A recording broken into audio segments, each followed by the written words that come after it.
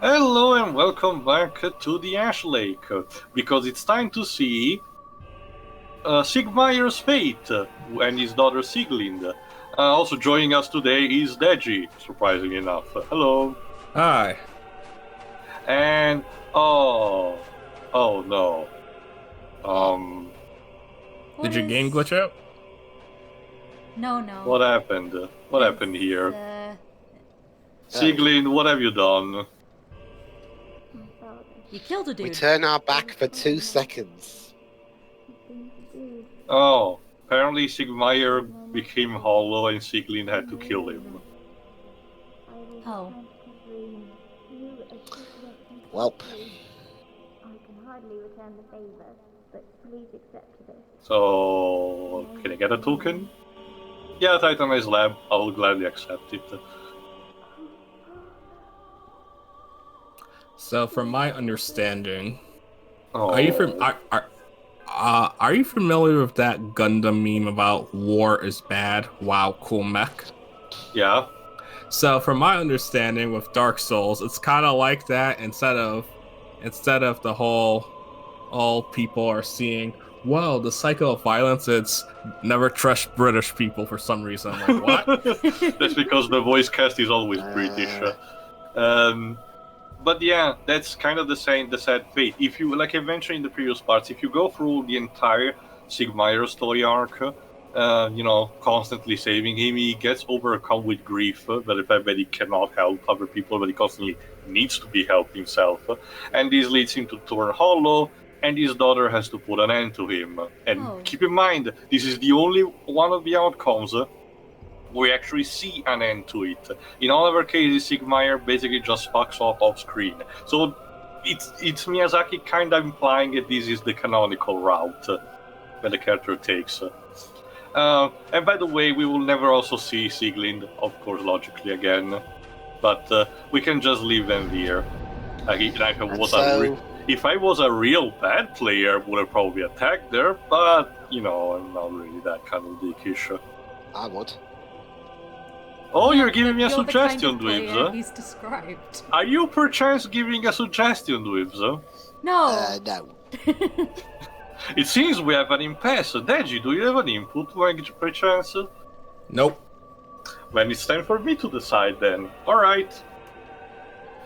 Basically, Deji, if you're not familiar with this, I had to toss a coin, and the result decides, who I should be trusting with. Heads, Dweebs, tails, Shiroi, why not? Well, time to press R1. Sorry, R2. Fuck, missed. Fuck, missed again. and when I hit, and I missed. There we go. And then go. missed again. Well, at least let's see the dialogue. At least she has a Zweihander like me, but she's not really that proficient. I think she was just wondering what the heck you were doing for the first couple of chapters. Most of the NPCs when I attack them pretty much tells them, what the fuck are you doing? Die! I never liked you anyway. Poor Sieglind, this family is true. Well, okay, look at the bright side, at least now we're reunited. Come on. Wow. I may mention that I'm a bad person. Let's go to the Oolacile Sanctuary. Let's reprise the DLC stuff. Basically, it's not something I do in GTA, where basically I help out the character and then kill them at the end and get the money. Considering now it has become the most prominent meme, I probably should watch your reaction from your run during the Franklin roast scene.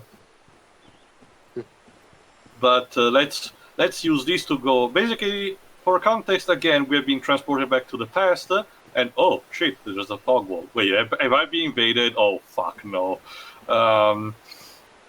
This might be a problem. But yeah, in the meantime, let's proceed forward. This is, since this is the past, this is an actual past version of an area we have been before, specifically, one of the garden areas. Only that the geography, there you go, the Royal Woods. Only the geography has slightly changed, and some enemies are different. In this case, we have these scarecrow-like enemies that replaces the actual, Wood-type enemies. you still get the kind of there you go. You still can get the same type of rewards that you will get the mosses, but you also might get some pieces of titanite that you might need. So in the meantime, let me use this time. So Dej, what is your experience with the franchise?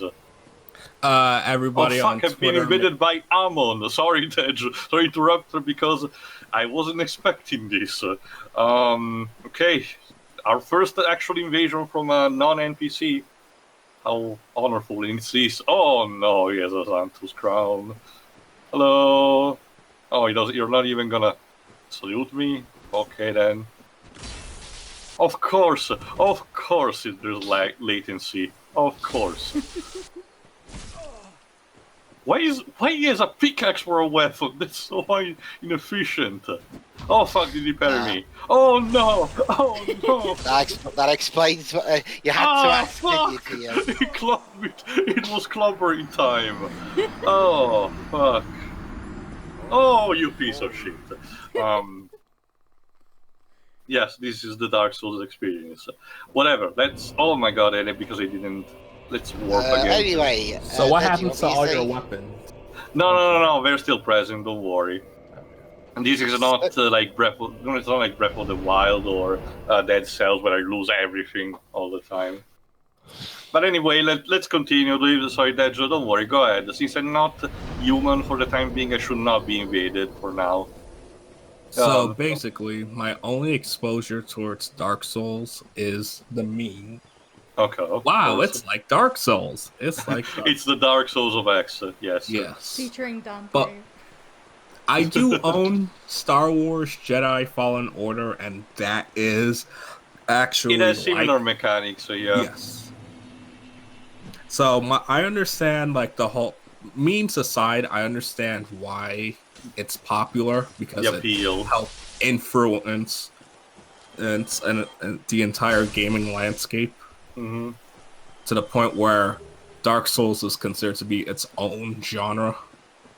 Yeah, if I recall correctly, it is gaining an actual term to define it, because beforehand it was just Soulsborne, which, it's fine because we were a little example, but now it has expanded to such an array that you might as well actually give it a proper term. I mean, it's not the first case that we've seen. Again, Metroidvania has been a thing for a long time, so there's that. But, it would make sense also for if this actually gains a proper terms on its own. Anyway, if you recall correctly, if you remember correctly, this structure is the one that we took after we went from, Alvina. But now there is this weird elevator that is clearly not functioning, so it's a shortcut we will uncover later. And if we go instead here, we gain the Guardian Gauntlets. Basically, it's a new type of, armor set that you can get here from the other type of enemies that you can find here, the Guardians, which are basically kind of like the Stone Guardians of the normal, of the present era of the garden areas, but they're much more resilient and some of their attacks are more powerful, so you have to watch out. Basically, our goal here is to move to make sure that we reach the other side of the gardens where something might happen. Of course, be careful not to fall. And is it true that Dark Souls, the difficulty is widely exaggerated? Depends. It mostly relies on you knowing the level design. If you know that, you basically have 50% more advantage towards it. The other comes from knowing what equipment might be useful.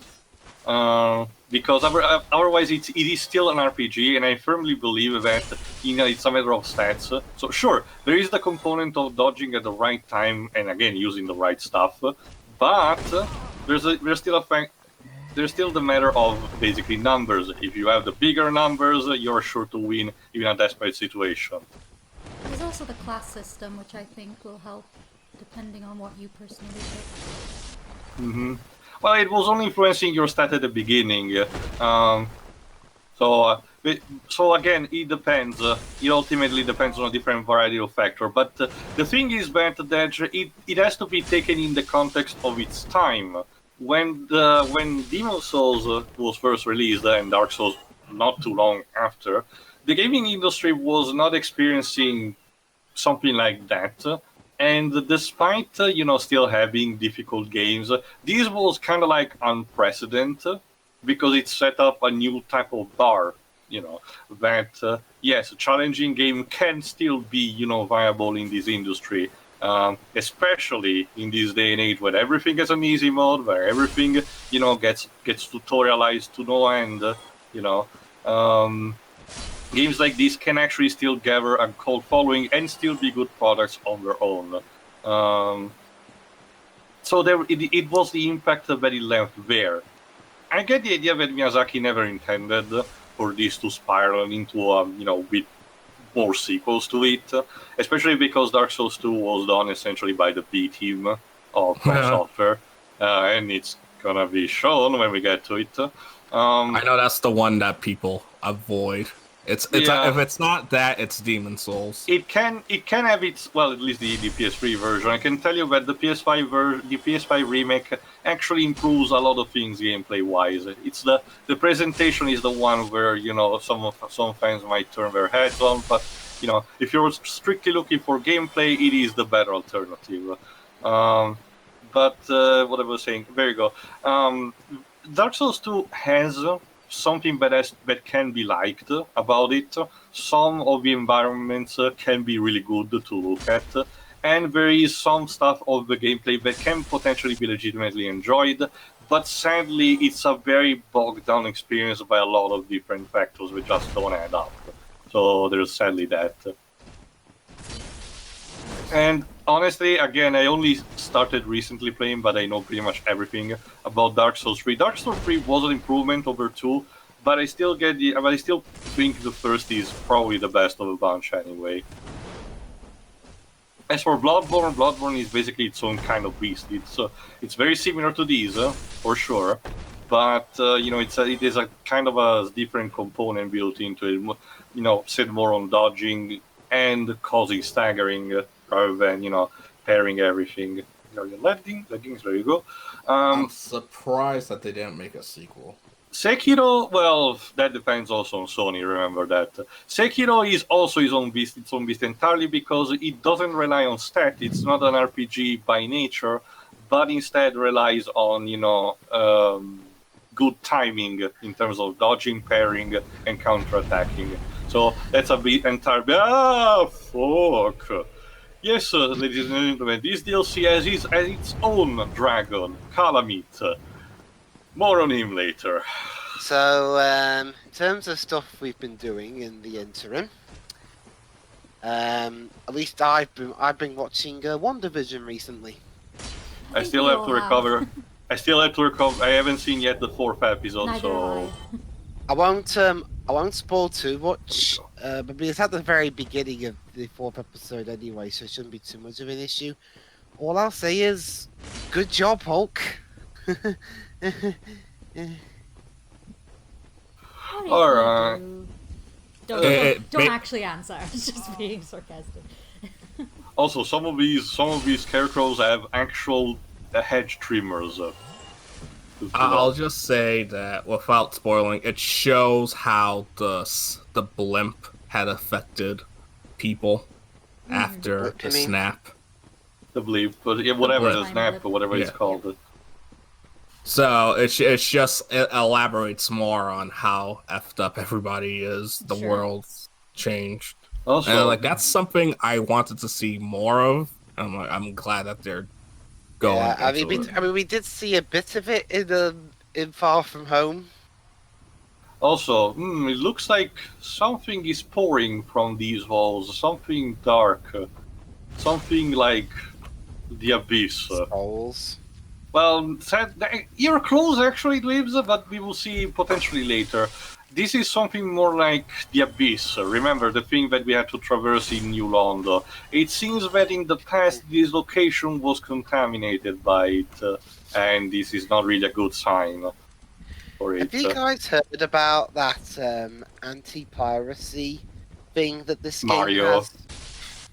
Actually, no, I don't know what you're talking about. Go ahead. Apparently, according to this video I watched, if people broke Street Date and tried to play the game before it was officially supposed to come out, they would activate this. There was this completely unkillable monster that would follow you around everywhere, and basically reduce any enjoyment the game would have to minus. Okay, gotta be honest, that sounds more similar to what happens instead in Serious Sam 3, I think. But no, I don't actually remember any anti-piracy being tied to Dark Souls, so I gotta be honest. I think that was about it though. I think nothing like those. Are you sure it's not one of those fakes like the Mario Party anti-piracy thing? I mean, they're very creative. I'll give them that. Yeah, like Nintendo. Or is it like the Spyro trilogy? How they were like, yeah, you're not gonna save or anything. Wasn't there also the Pokemon? Wasn't there also the Pokemon one where it says something like, by the way, if you don't buy this game, you'll die or something? No, it's please buy the game. We worked hard on this. That's We know you're using an emulator. Yeah. Okay, 2 more Guardians. I think I can just sprint through this because these enemies are taking quite a bit, and I think there's a shortcut and a bonfire later on. Yes, there it is. There we go. If you remember, this is the place where we met Alvina. So, and there we go. If we take this elevator here, if I recall correctly, we are... Yeah, there we go. Yes, we're actually close to this particular arena. But before doing that, let's instead go here to find a person. Let's see what the sign says. Fatty. Ha ha ha ha. This is Marvelous Chester with a very snazzy top hat and a mask. Let's talk to him. Let me guess. Snatched by a shadow. Oh well. Oh good sir. How did you know? Yes. Yes. His mask, his face reminds me of that one guy from My Hero Academia. Right. Anyone in particular? The one that can trap anybody in his marbles. Okay, here's the thing. You can actually purchase. That far yet. You can actually purchase stuff from Marvelous Chester, but his prices are kinda shitty because he oversells stuff. So no, thank you, sir. I have enough stuff for my own. It's a season 3 thing. And if you activate instead this elevator, if I recall correctly, we unlock a shortcut. There you go. This is the elevator where we were here before. Meaning that if we potentially die, we have an easy way to get back here, thankfully. And we will actually get a bonfire after this upcoming encounter, which is basically the thing that was really hyped from the entire DLC, and the thing that's on the cover of the Prepare to Die edition, and that I've been using also for the thumbnail. So let's traverse the fog gate and see what it is. It's Artorias, the Walker of the Abyss, the one we have been hearing a lot about actually. But I fear that he has kinda become corrupt, so oops. How would Kratos fare in this world? Enough. He's at least for the Olympus Saga, he's very agile, so he can actually, and he's both strong and agile, so he can, he can actually get to these. Maybe he'll be like the villain from Kung Fu Panda. Finally, worthy opponents. These matches will be legendary. Okay. Okay, Artorias is kind of a very challenging fight, so please don't be alarmed if we actually die a lot here. Ow. He also actually has a very fantastic battle theme. I recommend to listen after we're done. They really wanted to sell this thing with him, so I get what we were coming from. Fuck! I forgot he does that. Okay, stop jumping on me. What the fuck? But he just wants to play with you. If you haven't guessed yet, because Sifu was his companion, his spiritual animal is the wolf, of course. Alright, let's try to raise our shield for a change. Oh fuck, he deals so much stamina damage.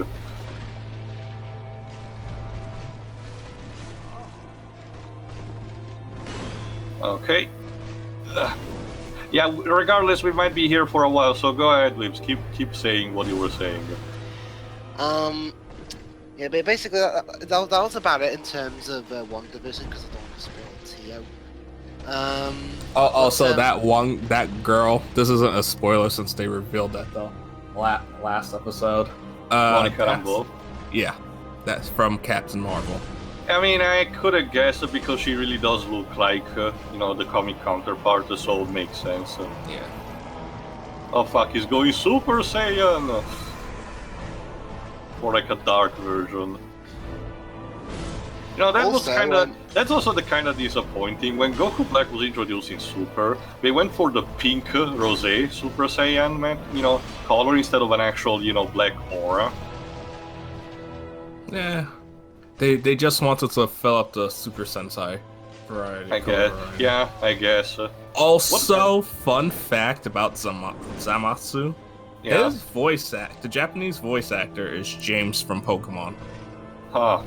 So I guess the Rose Fiend makes sense in hindsight. Speaking of Japanese related stuff, Fuck. I rewatched the 90s Street Fighter movie recently since I got it on Blu-ray. Yeah, you mentioned it in one of the previous parts, so did you enjoy it? Yes. I mean, it is really enjoyable, so... I mean, I enjoy it a lot more than Mortal Kombat. Well, yeah. Oh, fuck. Because, I mean, it's got more going. I mean, yeah, they're both bad movies, technically. But Well, the Street Fighter movie is more quotable, I argue, and he's also, it also has better performances. Well... Come on, Raul Julia basically sells the movie on his own. Come on. I mean, it's also interesting as well hearing about the production of the film. Like it was constantly in chaos all over the place. Wait, are you talking about the animated film or the live action? The live action. Basically, if you don't know, the Dejimon got a limited edition Blu-ray. With Jean-Claude Van Damme, acting up during production. Raul Julia's unfortunate battle with cancer while he was making the film. And keep in mind, he did all of his stunts. Despite that, the guy was just that amazing.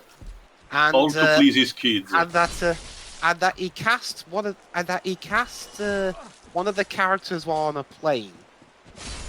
Which one? Cameo. Basically. Cameo's actress was casted while on a plane. Well, he read about it while on the plane. Basically, what happened was they were going to film in Australia shortly, and one of the Aussie film board's requests was to have an Aussie actress in the movie. So they cast Kylie Minogue as Cammy. So they cast an Australian for a British character. Yeah, Brilliant. because somehow people still have the illusion that Australia and Britain are the same. Right. Hey! It's better or worse than Mortal Kombat for some reason making Kano Australian to the point where the games themselves made it canon. Yeah, the games now basically act like Kano is supposed to be Australian. Even though that's the fakest Australian accent ever. Also, one reason they cast Kylie Minogue was because of her experience because her experience in working on soap operas over in Australia, i.e. in this case Neighbours, she was able to learn lines quickly, and that's exactly what they needed at that point. So fair enough. Did you mention the fact that there was also an actor cast for T-Hawk, but he quit because he learned there was a video game tie-in and he didn't want it to be that. Yeah, because he had to do mocap. It's like, nope. That's very dumb. But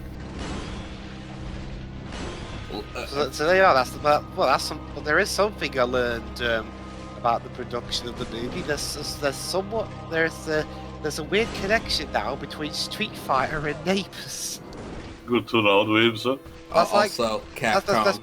It's similar, Dweebs, to know the fact that the director of Joker, handled the Burst Hangover. But basically, it'd be like the equivalent of Mortal Kombat having a connection with Days of Our Lives. I have no idea what that is. That's an American. I mean, how many fucking soap operas are there? a lot. Why? Yeah, I mean, we've got General at least Hospital, All My Children, Grey's Anatomy, WWE. This is technically a soap opera. for AEW and Attack. Star Wars. No, they're soap operas. Wrestling is a soap opera. Yeah, it is. There's also in terms of Britain, we've got Coronation Street, EastEnders, EastEnders, Hollyoaks. Emmerdale. Yeah. Tracy Beaker. Wait. Although interesting story, two soaps that are kind of sort of popular here in Britain are actually made here. Basically, we've got two Aussie soaps we screen here in Britain, like Neighbours and Home and Away. Also, since since you and Waves are the wrestling fans, out of curiosity, was there an actual wrestling episode that probably due to the storyline they wanted to do, they treated it kind of like a sitcom with with also laugh tracks? Yes. Yeah, that's kind of the Firefly Funhouse to some extent. Yeah, basically, it was that match I told you about involving the Fiend and John Cena. Huh. Where it basically was an existential look at John Cena's career and his persona and the perception of him. Him being him stealing people's spotlight and everything. And it ended with him being erased from this world existence. And we never heard from him again until like a couple weeks ago when he did a commercial. I mean, even that doesn't really count. That's like an announcement or something. It wasn't in a story. Yeah, of course. So yeah, in terms of WWE canon, John Cena no longer exists. Who? This is the father of the imaginary father of Fred from the Fred movie trilogy. Again, who? Who was I talking about again? Don't worry, they'll bring him. Since the Fiend is technically dead, they'll bring him back. Well, he's probably inhabiting Alexa Bliss at this point.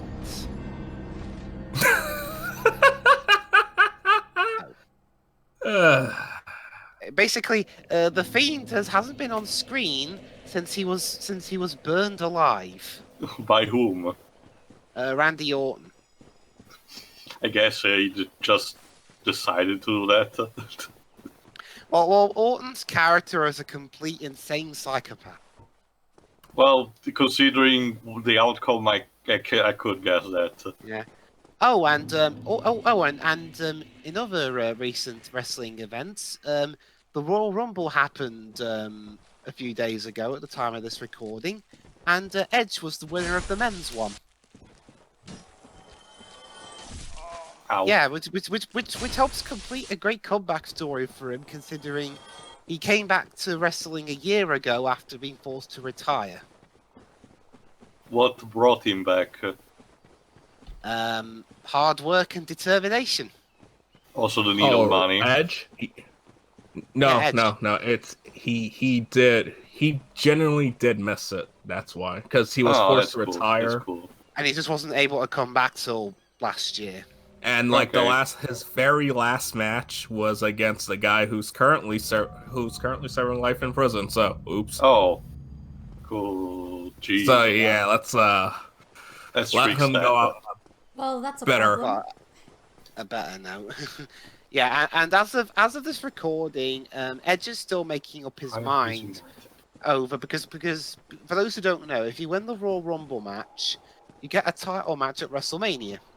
As of now, you can choose between the world champions of each of the three brands in the company: Raw with their WWE title, SmackDown with the Universal title, and NXT with the NXT title. And it's also the same for the women,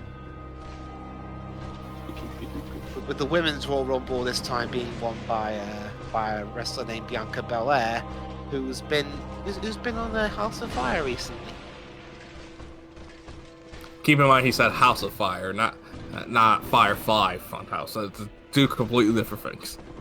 Yeah, I'm sure Randy Orton will burn it down. Bianca didn't set Rhea Ripley on fire. Not yet. Is that like a normal occurrence? Oh yes. If Kane's involved, yes. Yeah. In fact, wrestling is an interesting sport. It can tackle gritty realism while also being a show with magical powers. Also, we're gonna have. Evening. And sometimes people throwing pillows at each other. That's according to what Pedro told me. That era is dead. Thank God. I think that era died in the mid to 2010s. Yes. Thank God. Because basically, I'm guessing something happened in, at least in WWE. At least I guess something happened because what happened at a WrestleMania was that they said, "Oh, we're not calling them the Divas anymore." They realized that the women's division is an absolute joke, and there's so much talent there. Mm-hmm. Yeah, and 6 years on from that, the women's division, while not perfect exactly, is still at least trying to tell stories that are more than just about boys. You slept with my dad. Oh, wait. It really is a soap opera. They fail the backdale test constantly. Although it's interesting, okay, it's not exactly what's happening on Raw right now. It's not exactly like that. Please ignore Charlotte Flair's storyline with her dad. Okay, I wouldn't say it's exactly like that. I reckon it's just going to turn out that Lacey Evans is just using Ric Flair to mess with Charlotte and get her time, get the upper hand. Oh man, I really do love this fight, honestly. This does look fun. I'll admit that. I can tell you this. This is the. You can see also from my movement. This is also the experience of getting good. You literally watch, also from your failures, the movement of the enemy, dodge, counter for parry, and counter attack. Again, this is what good game design is. And you still can fail, sure, but you know, it is that kind of feeling of just one more, so I can prove that I can beat this fucker. Mind, at least there are some things going on in the WWE's women's, as opposed to AEW, which has Shaquille O'Neal and one other girl, Jade, going against Cody Rhodes. Oh yes, because if there's one thing that I'm sure wrestling fans love, is a full-time wrestler having a feud with a celebrity. Fuck you, Artorias. It depends on the celebrity. Mike Tyson was a referee, wasn't he? Yeah, well, enforcer. Yeah. In WrestleMania. That was relieving. All right, let's get a look at what we got here. Soul of Lord Gwyn's Knight Artorias, who was consumed by the Abyss. The Regiment Artorias repelled the Abyss only told half of the story. It seems that he was defeated and his honor preserved by some unsung hero who is the true victor over the Abyss. I wonder who we're talking about. We can come back here slightly later, but for now let's actually proceed. Especially because, can you also give me the timer in the meantime?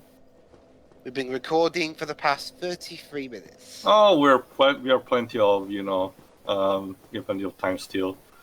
Alright, now we're basically, there we go, if I recall correctly, if I can pull just this. If I return, I should be seeing the outcome of that. Because remember, there were 4 knights. Actually, no. Okay. After my next death, I should be able to actually get back here. So, don't worry. There were 4 knights. One we already defeated, Ornstein. The other was Artorias, we've seen. Then there was Gug, the guy associated with the Falcon symbol that we haven't seen yet. And Ciaran, the only female knight, because of course, as a matter of fact, principle, who is associated with the Hornet symbol. Each of them had a ring, which we got, which boosts something particular. So that is a matter of fact of what happened to the other 2 knights that we haven't seen yet. But again, you can tell Artorias was basically designed to sell this DLC alone. I forgot how much it costed originally. I didn't even bother because I already, even on the PS3, I got already the Prepare to Die edition. And the remasters already comes in with everything prepackaged. So there's that. The fog game that you've seen is there you go. Is instead the gazebo, which is reserved for PvP tournaments. So yes, those are a thing, by the way.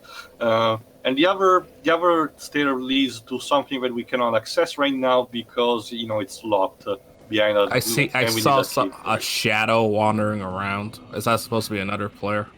Yes, specifically. One thing that the online feature enables different things. The bloodstains that I explained to the others, which tell you how a player died, particular player died. Then you might see unclear phantoms that just roaming around. These are actually other players that are doing other things, at the same time, but in their own game. Then you can see these, the orange soapstone messages that can tell different things, like good luck, or, try jumping in a bottomless pit, there's still a treasure there, kid. Or get my favorite, get good. Yeah. Go away. There we go. There we go. But no. So basically, yeah, you saw actually that. Now, why I became human again? Because there's something bad is gonna happen in a second. Is we dwell deep into this shithole of a city, which apparently is being consumed by the abyss. And these creatures are what remains of the citizens. Thankfully, again, our trust is by 100 is high level enough to make us progress further enough. Also, there has been some encouraging news in regards to WrestleMania. Go ahead. For the first time since last March, there's going to be a big-scale WWE event to have fans in attendance. Okay. This is the sorcerer enemy. He can cast hexes, which are basically dark type of miracles, very dangerous if you don't know how to counter them properly. Basically, how it's go on. No, go on, please. But basically, it's in a big outdoor arena. Plus, capacity is going to be limited, so it'll be easier for people to social distance from each other. Mm-hmm. Like, I think the arena can seat like 8,000. For fuck's sake! And Chester has decided to invade us. Sir, what the fuck are you doing? I think I have like 20,000. I think this is a similar looking. I think.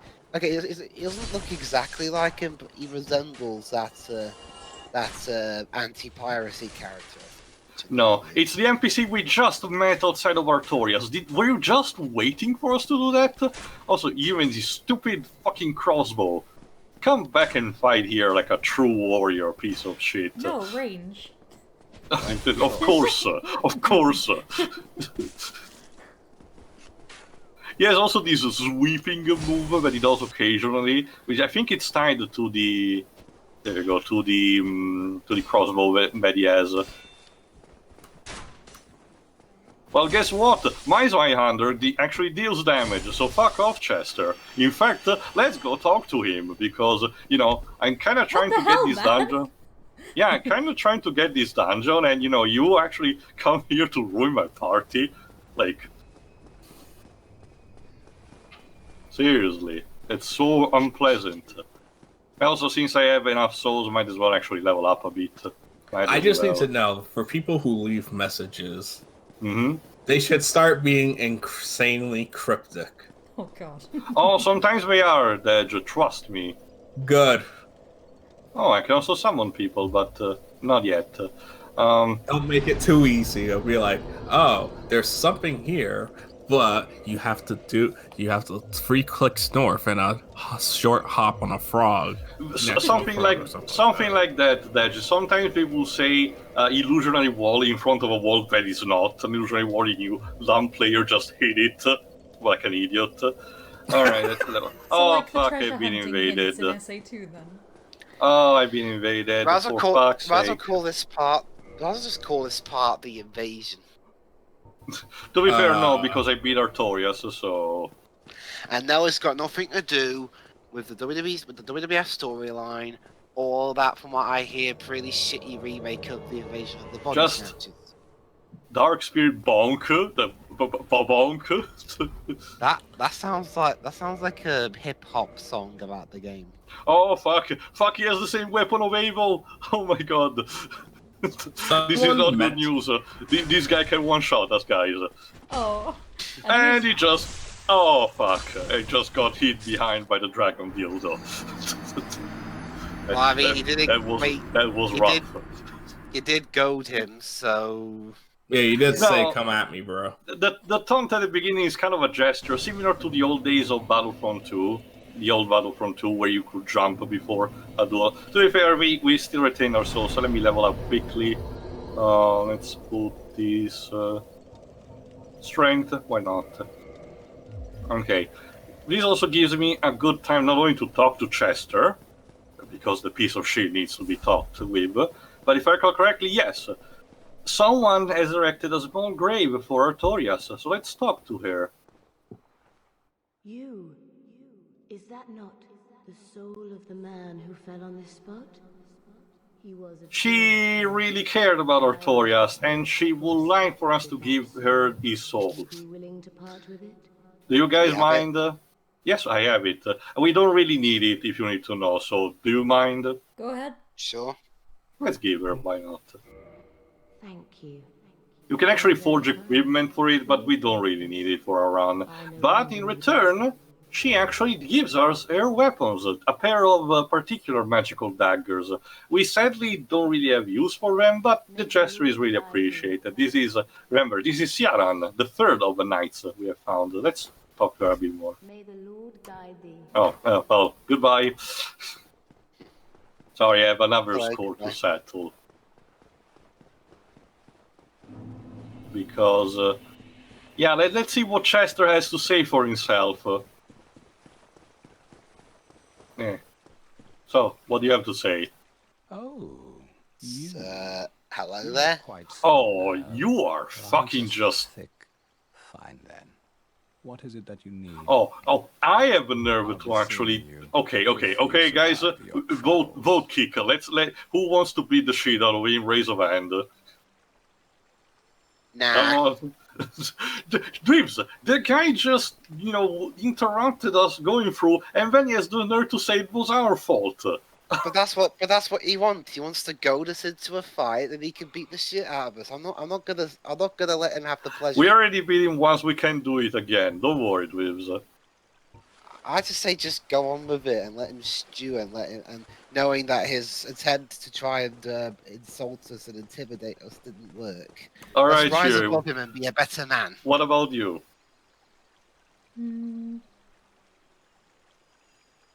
I don't know, actually. Dedra, do you want to have an input? No. Alright, then let's follow Dreams' advice, just leave it there. But the intention was there, to bust his knees. Nah. Shiro, have you let- played Dark that's not- Souls that's by not any nice. chance? No. This is not exactly the game for either of the breeds, I've Dedra. played Celeste, which is basically the same thing. No, it's not. Celeste is a platform. What are you talking about, guys? It's the Dark Souls played- platform. No, no, that's talking about, Hollow No, guys? Knight. that's I've Crash played- 4. I've played That's Crash Hollow Knight. Bandicoot. Okay, no, okay. If you're going for a legit answer, it's probably Hollow Knight. Yeah. It I really has downloaded that. those kind of aesthetic, it has a similar type of idea for a combat experience, so there's that. And I heard it's hard. And I heard it's hard as hell and kind of baffling. Yeah. Some design aspects. Well, Also, not really baffling, but it knows where to blindside you. You know, I was gonna make a joke about Spyro 1 Japanese being the Dark Souls of platformers, but No, right now this I'm doesn't have a just- fixed camera, Dweebs. Oh, This is technically better than Spyro and our Japanese edition. And it's not slow, even when you're running. Well, the original version actually ran at 30 FPS caps, and there were a lot of zones where the frame rate tanked. So no, the slowdown was there. I meant the character's playing speed. Oh, well, it is also naturally slow. You can, like I mentioned at the very beginning, you do have a run button, keep holding circle, but it consumes the stamina. So if you don't have that much, you know, you will lose it very frequently. And Again, it's a trade-off. Ow. Yeah, plus, it's like I said before, Spyro's Japanese Spyro speed issues are nowhere near as bad as the camera problems. All those bloody signposts. Yeah, basically, in the Japanese version of Spyro 1... Everything is tutorialized. They have these signposts everywhere that, in theory, tells you, gives you hints as to what you're supposed to do. Now, I don't know how helpful they are since I can't read them. They're all in Japanese. But because of how easy they are to activate, you flame them, and because of how bad the camera is, it's really easy to trigger them when you don't want them to. Oh, Now, look, Japanese guys! Spyro 2 did fix it, and have this you just press a button to activate it. Oh, look, guys! There's a conveniently placed chest right in the middle of this minor circular arena. It's Should a I trap. open it? Nah, Is she probably right? a mimic. Nah, seems fine. Okay, let's. I played enough Kid Icarus Uprising to know it's a trap. Hashtag YOLO. Okay, Dweebs wins this round, so let's use instead the Lloyd's talisman to check. Yes, it was a mimic, actually. So let's get the item that it was guarding. A very good carving. This is an item for PvP purposes, similar to one that one of our invaders actually casted. But you know, it produces an actual sound and it's there to actually extra taunt the person, because it produces sound like "I'm sorry" or "very good," you know, something similar to that. Is that like what? Does that text come up whether you've? No, it's not text. It's actual a voice clip. It's literally in universe. It's told that it's a piece of wood, but it's calibrated in a way that it produces a sound when it breaks on the ground. It's weird. So somebody mentioned this a few weeks ago, that a Dark Souls, if they were to make a Dark Souls movie or anime, it should be an isekai. I don't like. How do you feel about that? No. This is already, considering how Miyazaki is a huge fan of Berserk. You know, if any kind of transposition of Dark Souls should be made, it should resemble Berserk. I'm sorry. I mean, yeah, just Berserk as an just isekai. Without the horrible CGI. Oh, Deji. Mm-hmm. I mentioned New Japan earlier. Apparently, they're having a 1-hour weekly TV show broadcasting on the Roku channel, and that includes the British one. So, if I ever want, I've been curious about it for a while. So, if I have it, then I could try to maybe check it out one day. Yeah, I do want to finally watch New Japan, since I know a lot of people swear by it. Like, all right, let's see how it goes. Because I know that a lot of like the wrestlers that we've seen in AEW, more specifically the club, did work in New Japan. Same thing with John Moxley after he left WWE. Yeah, he did a few Japanese shows before he went to AEW. I mean, he's technically a New Japan champion right now. It's just, you know, because of the pandemic, he hasn't really been able to do much of it. Obviously. Alright, I'm taking a bit of a detour to showcase again some of the minor alternate paths, because there are some trinkets that you can get from these places, and they are really useful to progress. Fuck! When I'm not falling down to my death. Off the side again. Although it is interesting to know that, like, this isn't like a LOL, WWE sucks and you died. It's more of a... It's fascinating knowing that other wrestling companies are trying to make this big universe and also acknowledge the other wrestlers' previous accomplishments. Instead of WWE is like, yeah, that did happen. You have to basically, in my opinion, how you handle that stuff is like, yeah, you can bring up, you know, wrestlers as past in other companies, But just don't I mean, again, the AEW don't do that anymore. Just don't make the mistake AEW did in its early days. No, I'm not saying make fun of WWE. That's not what I'm saying. I'm just pointing out, it's like, it's okay to acknowledge, yeah, we did this. We go way back. I mean, WWE's been doing that a bit more recently, actually. Actually, I have another question. Bringing up, it's mostly the guys who have been in Japan for a bit before them, like AJ Styles. I have another question, Dweebs, or Edge, depending on who. Considering again we're very prominent on storyline, does nowadays, do nowadays wrestling companies also have, comic book lines attached to it, that they have some storylines tied to their characters? I know that the Ultimate Warrior had its own stuff, but it was more like of an independent comic. Basically, for Mick a bit, Foley WWE had the WWE comic. Or WWE had some comics from Boom Studios. Oh, the same guys who did the Power Rangers comics? Yeah, Power Rangers, and they did the Disney line before they lost the license to IDW. Okay. Let there be light.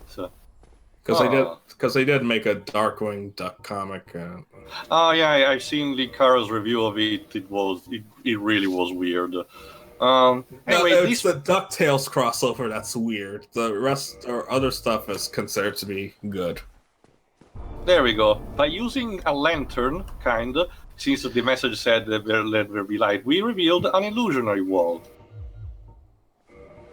Now, where does this take us? To an item that gives us the silver pendant. This is a very peculiar item. It's a non-consumable that, let me substitute that to the binoculars, because why not? Let me also use these to... there you go. Silver pendant engraved with the crest of Artorias, so one of the ancient treasures of Anor Londo. Presented to Artorias for facing the Abyss. Effectively deflects the Dark of the Abyss, especially in its magic forms. So basically, when we have it, we can press a square when an enemy is attacking, and we will do this force thing that will repel automatically any magic projectiles that goes towards us. This is especially useful for the upcoming bridge that we have to cross. Go ahead. What you were saying, the Edge. No, I was just saying it was. I'm aware that the Darkwing Duck comic was considered to be good for the most Although part. again, apparently it was rewrote because of a dispute between the authors. That sounds about right. Okay, let me see. Go down here.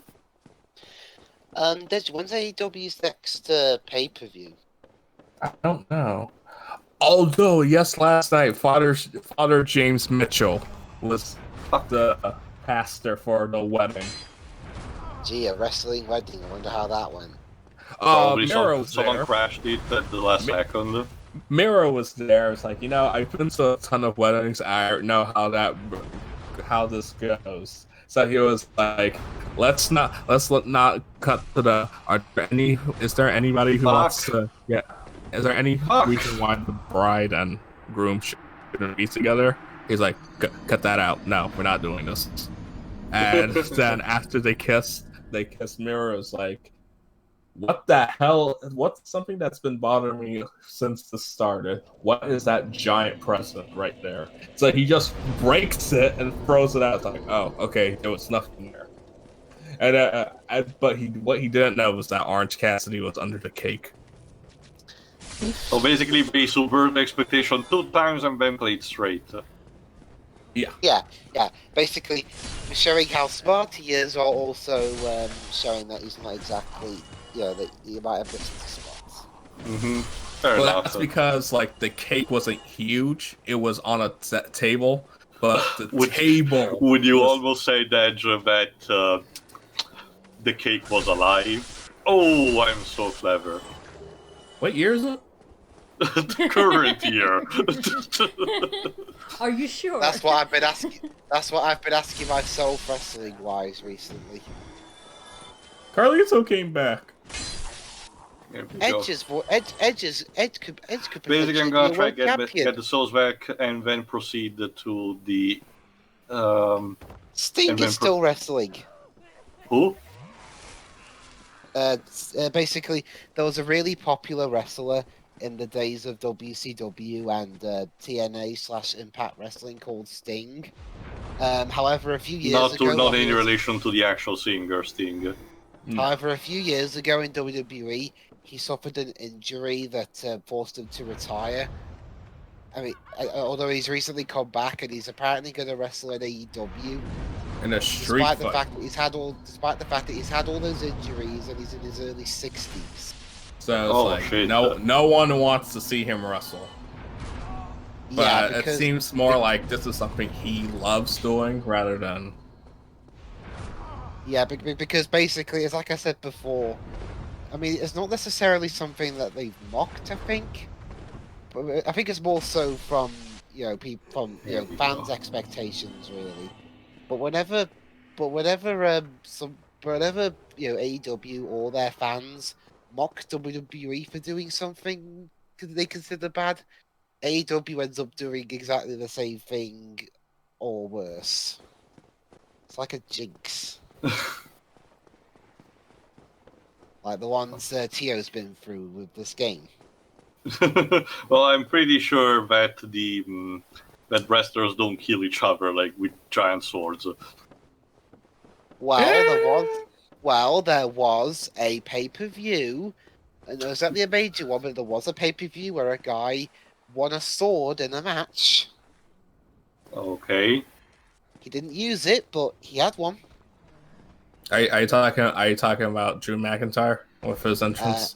No, actually, I was on about this. There was this attempted combination of wrestling with the message of Christianity called Ring of Glory that was run by Vince Russo.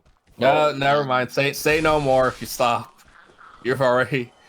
I mean, okay, for context, guys, Vince Russo is basically everything wrong with comic book writers that you hate. Fantastic. I mean, it was a good enough intent from that promotion. It just didn't execute it very well. And there you go. By using the So- pendant, as you can see, I managed to actually pass that kind of bridge because otherwise I would have had trouble with that sorcerer there. Go ahead.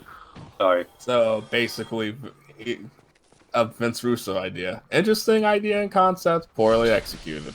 Fantastic. I don't think he's a writer anymore. Yeah, he's retired, but he's pretty much like he'll talk about wrestling and whatnot, but he Back seems in to my be more. day. Yeah. He seems to be no. He's more chilled out on like Jim Cornette. Oh, rubbish. Literal rubbish I got. Fantastic. Yeah, basically, there's basically two eras of Vince Russo. The era when he was in the WWF, where he had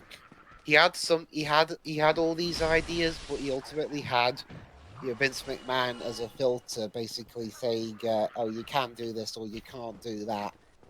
Russo had no such filter when he defected to WCW. Okay.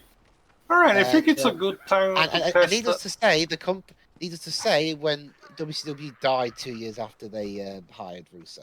Okay, I think it's a good time to test one of our pyromancies. See, I actually don't know if it's gonna work, so let's see if when we acquire the Chaos Storm actually works on these enemies that are below us.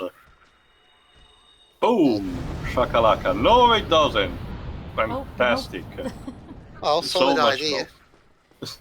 I tried so hard and got so far, but in the end, it doesn't even matter. I mean, you're already dead, so. Alright, Damn. time check, yeah, we're coming up to the hour mark. All right, the next time I die, we'll just stop and this might actually be this might be an actual good point for me to die potentially. Not like you had a choice, really. Well, more than usual, so let's not meander too much. There we go. Let's go through here. If I recall correctly, I should be arriving up above here.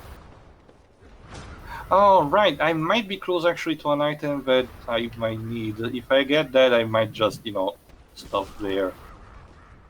Hey, audience, you get a special 1+ hour part of this, so Well, so Hey. it has already happened like 1 or 2 times, I think. Yes, there it is. All right, let me see if I can get a head start. Yes. There we go. Now I can collect the item. Oh, thank you also for the Dark Titanite shard. I can oh no, it was a mimic! I forgot! Oh! Damn it! Piece of garbage! Yes. F in the chat, boys. No, okay, fine. Let me use the Lloyd Talisman on you. I don't want to fight you right now. I don't have the time. Man, you use potions more than Lewis There uses we go. The quest. revivals in Resident Evil 7. Jeez.